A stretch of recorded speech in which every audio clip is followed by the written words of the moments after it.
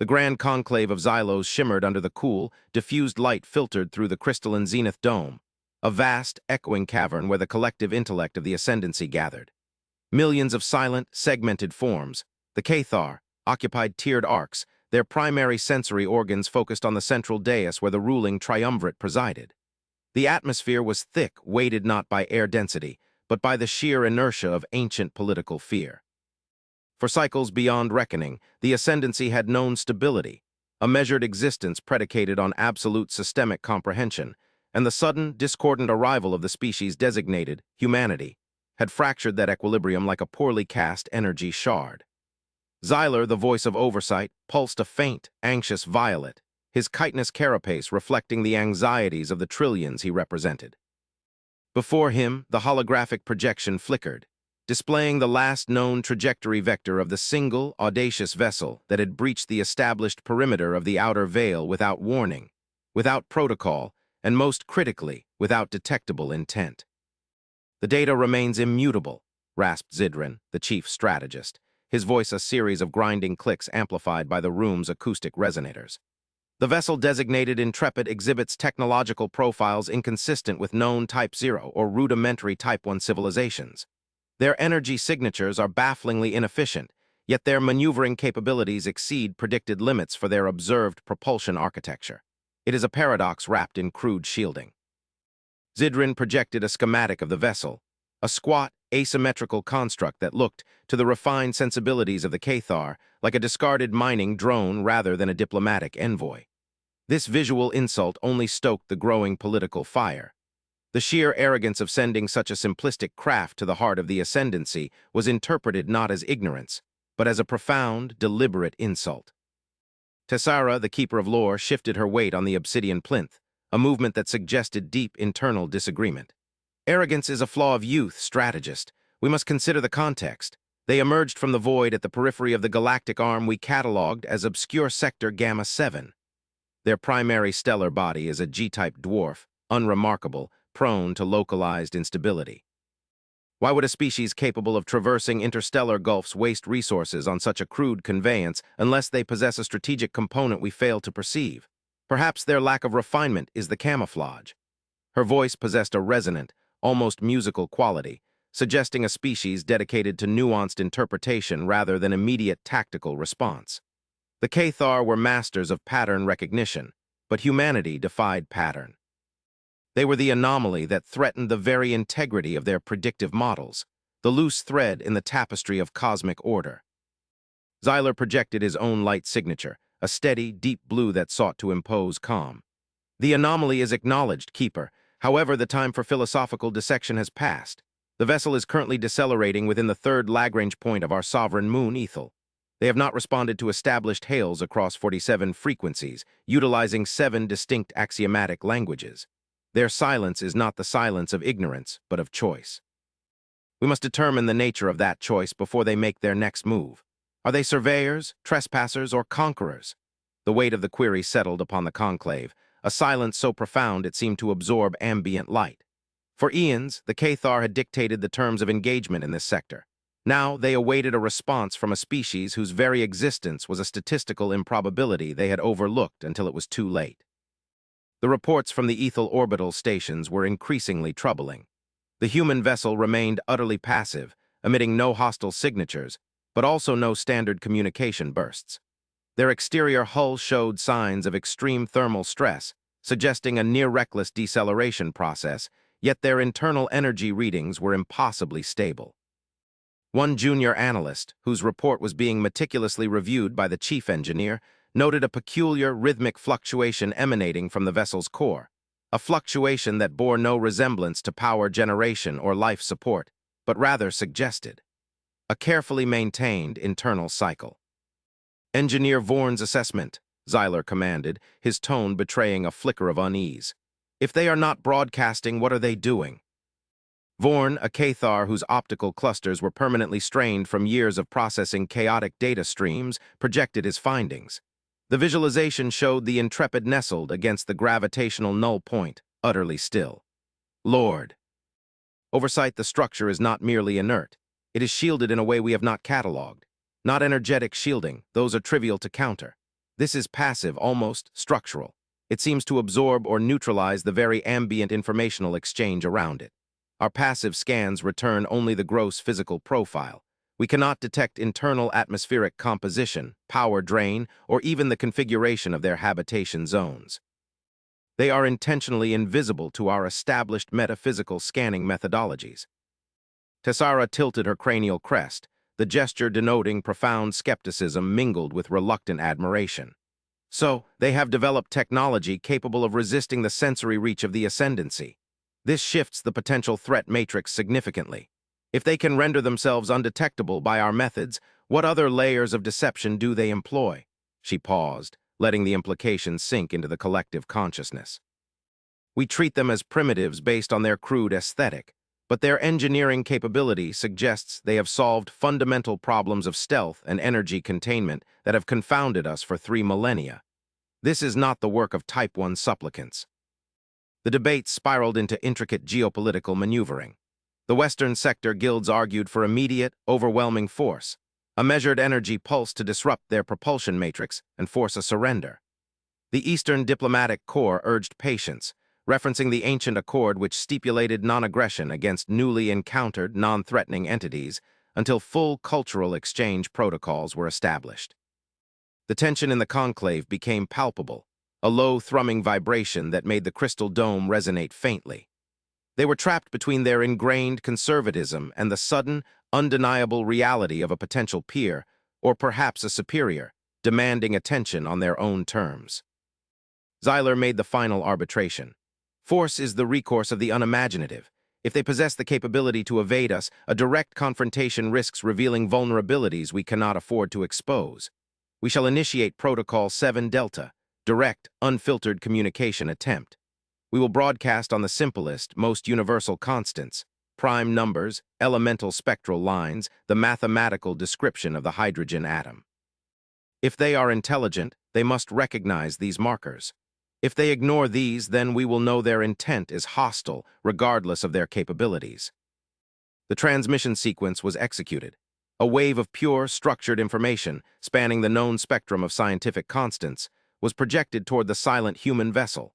Silence descended upon the conclave, heavier now, charged with anticipation. Minutes stretched into epochs measured by the slow, grinding rotation of distant nebulae. The projected display of the Intrepid remained unchanged, a dull, unmoving pebble against the velvet blackness. Then a change, not a broadcast response, not a surge of energy, but a highly localized, narrow-spectrum emission originating from the human ship. It was directed precisely at the conclave's central sensor array. The Cathar data systems, designed to process vast streams of complex data, struggled to interpret the input. It was information dense, yet remarkably simple in its presentation. It wasn't mathematical constants, it was imagery. The holographic projection in the conclave chamber flickered, replacing the ship's schematic with a series of stark, high-definition images. The first was of a pale blue sphere, wreathed in turbulent white vapor, oceans of liquid water dominating the surface. It was a world of chaotic, yet vibrant, organic saturation, a stark contrast to the engineered serenity of Cathar homeworlds.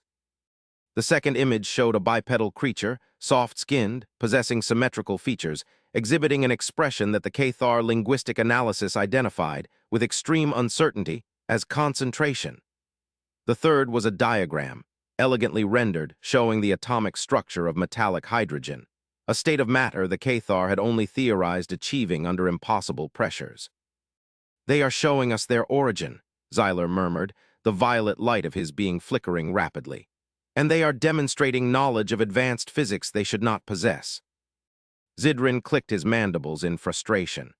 "This is a display of superiority, not a dialogue. They bypass diplomacy entirely to lecture us on metallurgy. It implies they view us as less than intellectual equals, perhaps even primitive researchers." Tessara, however, focused on the emotional valence suggested by the images. "Look closer at the third image. The diagram of metallic hydrogen is not just accurate, it includes a notation regarding its stability under dynamic gravitational shear. We postulated a window of stability lasting 0.003 standard seconds. Their notati. On suggests a duration order of magnitude greater. They are not showing us what they know, strategist. They are showing us how they think. Their understanding of fundamental forces is operating on a different axis than ours. The human transmission ceased as abruptly as it began. A single, simple data packet followed, a direct, high-gain transmission channeled through an auxiliary band that the Cathar had long since dismissed as obsolete. The message was not a mathematical theorem or a philosophical treatise.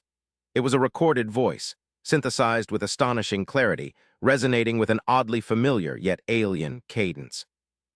We observe your apprehension. We respect your sovereignty. We require immediate authorization for a low-altitude atmospheric insertion, specifically designated landing zone Delta 9, coordinated with the orbital beacon established 4 solar cycles prior. We are prepared to commence formal engagement.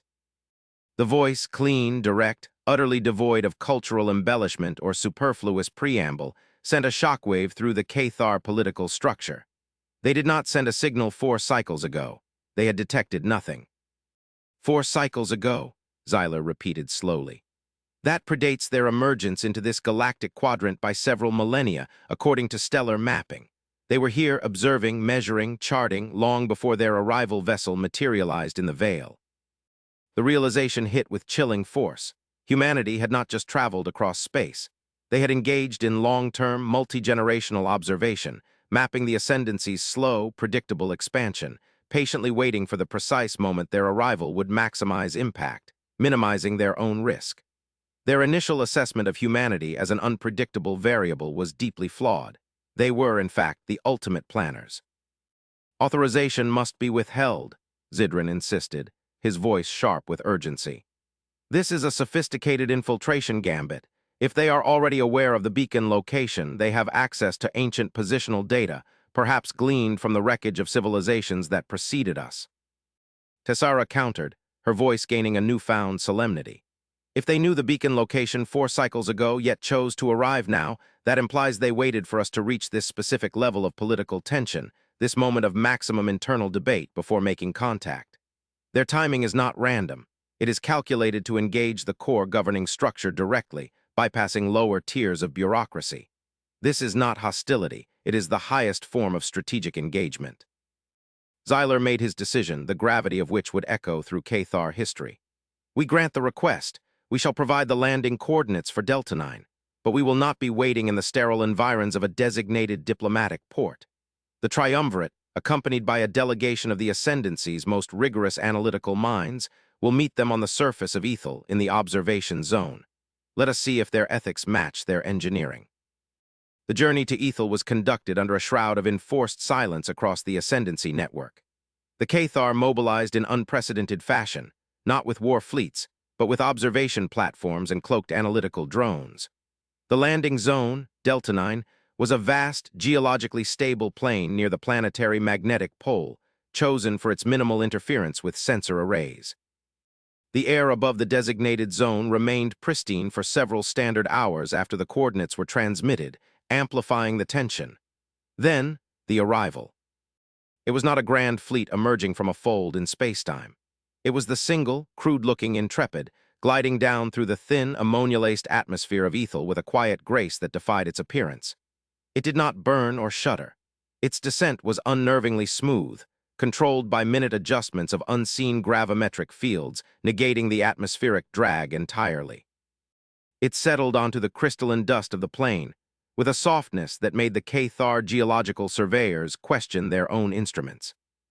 When the ramp hissed open, a slow, mechanical process that seemed painstakingly deliberate, the silence returned, amplified tenfold by the physical proximity of the unknown.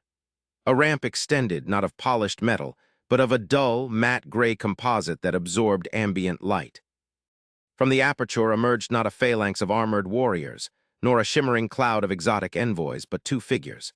They were unmistakably the bipedal forms from the preceding image. They moved with a gait that seemed slightly too fluid, too light, given the gravity.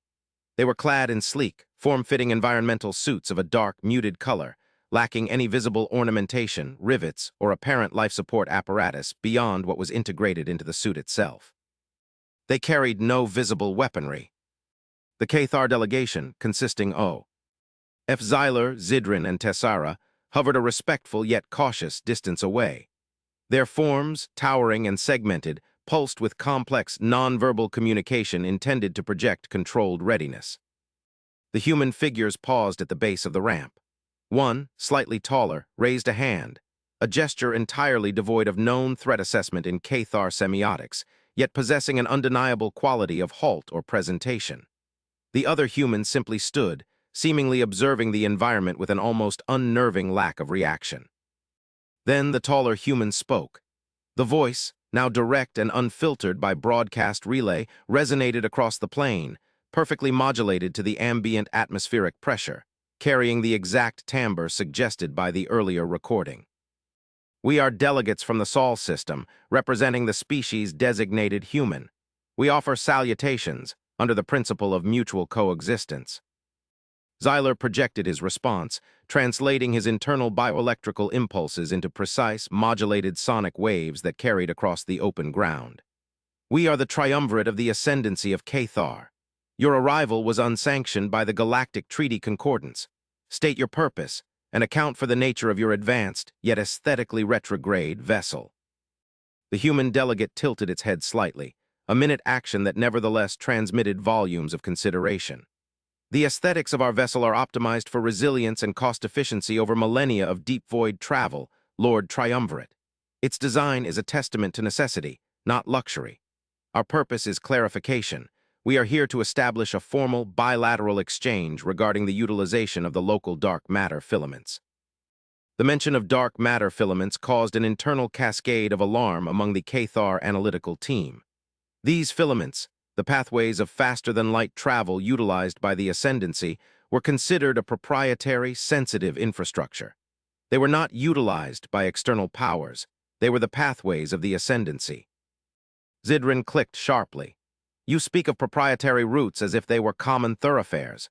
Your species has violated numerous established spatial demarcation zones to reach this point, and you speak of resource utilization. This suggests a preliminary phase of resource appropriation." The human delegate did not flinch at the aggression. The second human remained utterly still, a sentinel of absolute patience.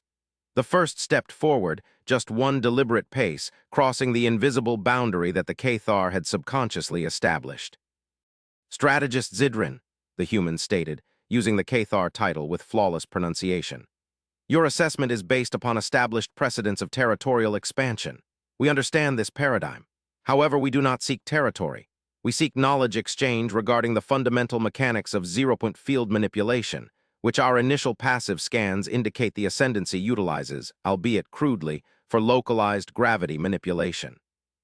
Tessara intervened, drawn by the sheer audacity of the critique. "Crude, we have maintained stable orbital mechanics across this entire arm for 90,000 standard years." "And yet," the human replied calmly, "you remain constrained by the geometry of spacetime. We have developed methods to interact with the quantum foam directly, allowing for the manipulation of inertia at the subplank level. Your crude system relies on massive energy expenditures to fight gravity. Our methods utilize the inherent tension within the vacuum structure itself. We are not here to steal your filaments. We are here to offer a solution to the fundamental inefficiency of your transportation architecture. We can elevate your civilization beyond the tyranny of predictable transit." The air hung static. The Cathar political machine ground to a halt, faced with an offer that implied not only that the humans were vastly superior in a core area of Cathar technology, but that the Cathar had been utilizing that technology with embarrassing inefficiency for millennia. Xyler felt a profound sense of cognitive dissonance. This species, which looked so fragile, so utterly mortal, possessed a scientific depth that seemed to bypass entire eras of theoretical development. If your claims are accurate, why the subterfuge? Why the years of silent observation before revealing yourselves with a single, minimally shielded vessel? The human delegate, the speaker, as the Cathar would later designate them, made a gesture that seemed intended to convey humility, though its meaning was foreign. "We observed your internal political structure, Lord Oversight. We recognized that a grand entrance, a fleet powerful displays, would trigger immediate militaristic protocol, resulting in a protracted conflict that would waste intellectual resources on both sides. We sought the quiet path, the path that forced direct engagement. With your governing intellects, presenting a verifiable, objective benefit before any cultural exchange could devolve into territorial disputes. The ethical framework was revealed, not a drive for conquest, but a drive for efficiency through necessary, precise revelation. They had bypassed the warrior class and appealed directly to the philosopher-engineers. Zidrin, ever the strategist, could not accept this premise without probing for the underlying threat. If you possess such technological superiority, why enter our territory in such a vulnerable state? If you feared conflict, you would arrive with overwhelming force to deter it. Your current posture invites destruction. The second human, the silent sentinel, finally moved. It extended a hand toward the dusty ground. From the fingertips, a beam of light, invisible to the naked Cathar eye but registering violently on their analytical sensors, interacted with the surface. Where the beam touched the crystalline dust, the dust did not vaporize, nor did it fuse. Instead, the structure of the crystalline matrix underwent an instantaneous, fundamental rearrangement. In moments, a perfect, miniature crystalline structure formed, impossibly intricate, a three-dimensional lattice radiating complex informational patterns, a physical manifestation of a complex equation that the Cathar mathematicians struggled to even conceptualize, let alone build. "We do not fear destruction, strategist," the silent human stated, its voice resonating with the deep, quiet authority of ultimate capability. "Fear implies a potential loss of future potential. We have calculated the odds of our survival during this initial phase of engagement at 98.7%, even under localized, hostile energy deployment. We are not vulnerable. We are presenting vulnerability as a necessary condition for trust. We have spent considerable resources calculating the precise point at which the ascendancy would recognize a peer, rather than a threat requiring subjugation. That point appears to be now." The demonstration was devastating in its implication. The humans were not just capable of manipulating known physics, they were capable of manipulating matter at the level of its foundational structure, a feat Cathar legends attributed only to primordial cosmic forces. Xyler felt the violet light of his being stabilize, replaced by a deep, awe-filled emerald green. The fear had evaporated, replaced by the exhilarating terror of sudden exponential growth. "The exchange is accepted. We invite the delegates aboard the Cathar observation platform Sigma-3 for immediate, secure dialogue. We must understand the foundations of this quantum interaction you describe." The political tension inside the conclave chamber, miles above, was reaching a fever pitch as the feeds from Ethel were streamed directly to the triumvirate. The Cathar senators, having argued for immediate extermination based on the crude appearance of the vessel, now watched in stunned silence as their leaders bowed, not physically, but through the universal Cathar concession of suspending all tactical readiness, to two soft-skinned bipeds who offered knowledge beyond their wildest dreams. The ascent to Sigma-3 was swift. Once secured within the shielded analysis core, the two humans, identified formally as Envoy Commander Elias Vance and Science Officer Dr. Lena Petrova, removed their environmental helmets. The sudden exposure of their fragile biology to the artificial atmosphere of the platform was shocking to the Cathar observers, yet the humans displayed no distress, their respiration slow and regular. Vance, the speaker, looked directly at the triumvirate monitors. "Triumvirate, we appreciate the immediate compliance. We understand the political inertia required for such a decision. We will dispense with ritual and proceed directly to the matter of the dark matter filaments, as this represents the clearest path to mutual benefit and de-escalation." Tessara initiated the dialogue stream, bypassing Xyler's authority for a moment, driven by pure intellectual hunger. "Commander Vance, your technology implies mastery over the vacuum energy field. The ascendancy utilizes the filaments based on predictable flow dynamics discovered through centuries of observational calculus. You suggest a method to traverse space without relying on the established topology of these flows. How?" Vance leaned forward, his expression one of genuine intellectual engagement. "The filaments, as you perceive them, are not tunnels. They are structural stress fractures in the fabric of spacetime, remnants of an ancient, massive energy discharge event. You utilize the low-resistance path created by this tension. We bypass the path entirely. We generate a localized, temporary field of negative mass potential around our vessel, a microscopic, self-contained pocket of altered causality. This allows the vessel to effectively fall through spacetime, along a trajectory dictated not by established geometry, but by the immediate gravitational potential of the destination point. relative to the mass deficit we create. Zidrin, regaining his tactical footing, intercepted the data flow. Negative mass potential. That requires energy densities only theoretically achievable through the collapse of a white dwarf star or perhaps a targeted black hole singularity. Your small vessel cannot possibly generate such forces. Indeed, strategist, Vance conceded smoothly. We do not generate the energy, we harvest it. That was the secondary objective of our initial four-cycle observation. We detected an ancient, persistent energy signature emanating from the accretion disk of the protoneutron star designated K-Thar Sigma 2. This signature is not natural stellar radiation. It is structured. It is a continuous, high-yield, low-entropy energy broadcast. We were not observing you. We were observing the residual energy leak from a structure built by those who preceded you. The conclave chamber back on Xylos descended into an organized chaos of data queries. The neutron star Sigma 2 was not merely a hazard of the nearby void. It was a crucial navigational marker, long disregarded as a source of usable power due to the sheer impracticality of harvesting radiation from such a volatile source. Tessara analyzed the K-Thar historical archives, cross-referencing the human claim with forgotten mythic texts concerning the first architects, the theoretical predecessors whose ruins the K-Thar sometimes stumbled upon, never fully understanding their function. Commander Vance, you speak of a broadcast from Sigma 2. The K-Thar legends speak of the architects leaving behind listening posts that resonate with the void. Are you suggesting that the energy we perceive as natural background radiation is, in fact, an engineered power source? Precisely, Vance confirmed. The K-Thar ascendancy evolved around this residual power source, interpreting its output as environmental noise, or perhaps, utilizing only the simplest byproduct of its operation, which you call the dark matter filaments.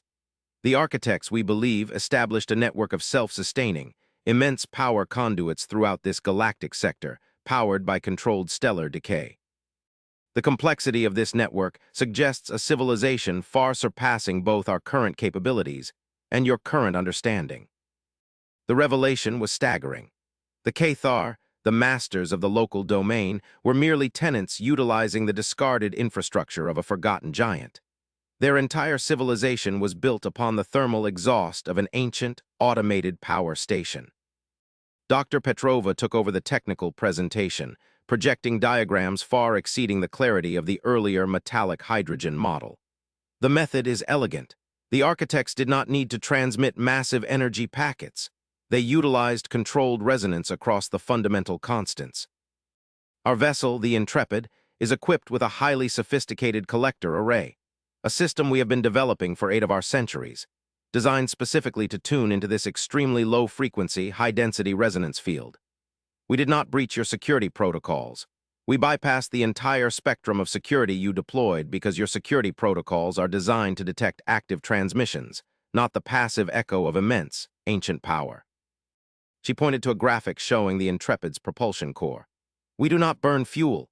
We capture the structured energy leak from Sigma 2 and use it to create the negative mass potential for transit, or in localized applications like the matter restructuring demonstration, we utilize a fraction of its coherent energy. The Intrepid is not an aggressive probe.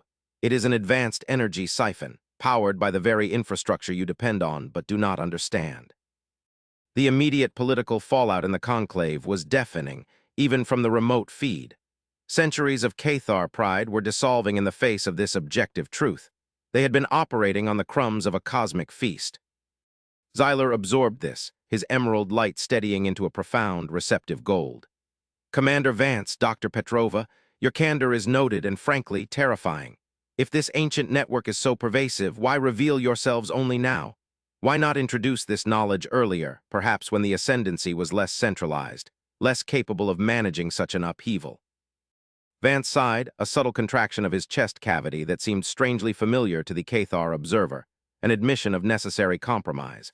Triumvirate, the decision to approach at this juncture was the most difficult calculation we faced. We have monitored the ascendancy's political history. Your species, while possessing remarkable long-term stability, reacts to sudden asymmetrical power shifts with systemic, conservative retrenchment. In Previ. Cycles, we observed early K-Thar integration attempts with other species failing due to bureaucratic rigidity, and a fear of external technological disruption leading to internal fragmentation. We required a moment where the Ascendancy's unified governmental structure, this conclave, was under maximum external pressure, yet internally cohesive enough to make a radical pivot. He paused, letting the weight of the accusation, that the humans had studied their political vulnerabilities to engineer the perfect time for contact, settle. We require partners who can adapt swiftly. We did not interfere. We calculated the precise moment your stability was strained enough by your own internal expansion that you would be forced to accept a paradigm-shifting solution rather than defaulting to the familiar, yet ultimately limiting, path of military buildup against us. Zidrin, though intellectually defeated in the realm of physics, remained fiercely protective of Cathar autonomy. And what is your ultimate goal in sharing this knowledge? The power you describe would allow for instantaneous deployment across vast swathes of the galaxy. Why not utilize it yourself, without the cumbersome requirement of diplomatic exchange? Petrova responded, her voice laced with a seriousness that transcended mere scientific discourse. Because, strategist, the energy source we are tapping, the structured leak from Sigma-2, is not infinite. It is merely immensely slow decaying. Our analysis indicates that by utilizing the low-resistance filaments as you currently do, you are marginally accelerating the decay rate of the primary conduit structure. If the Ascendancy continues its current rate of expansion and resource utilization across the filaments, the entire network, the power source for perhaps 10,000 star systems, will collapse into chaotic radiation flux within 300,000 standard years. A cosmic blight. The implication was crystal clear. Humanity had not come to conquer or to trade. They had arrived as a highly advanced, exceptionally calculating ecological intervention force. They were here to prevent a slow-motion, predictable catastrophe that the Cathar were too deeply invested in their current paradigm to notice. We require the cessation of reliance on the filament topology, Vance concluded, his gaze sweeping over the assembled Cathar observers. In exchange, we offer the technology to harness the raw field potential directly, allowing instantaneous, non-topology-dependent travel and effectively infinite energy resources for your continued development. This is not a negotiation for subjugation. This is a joint endeavor to stabilize a shared, ancient infrastructure. The atmosphere in the analysis core shifted from tension to profound realization. The humans were ethical in the most terrifyingly logical sense. They prioritized the long-term stability of the macro system over the short-term political sovereignty of any single species.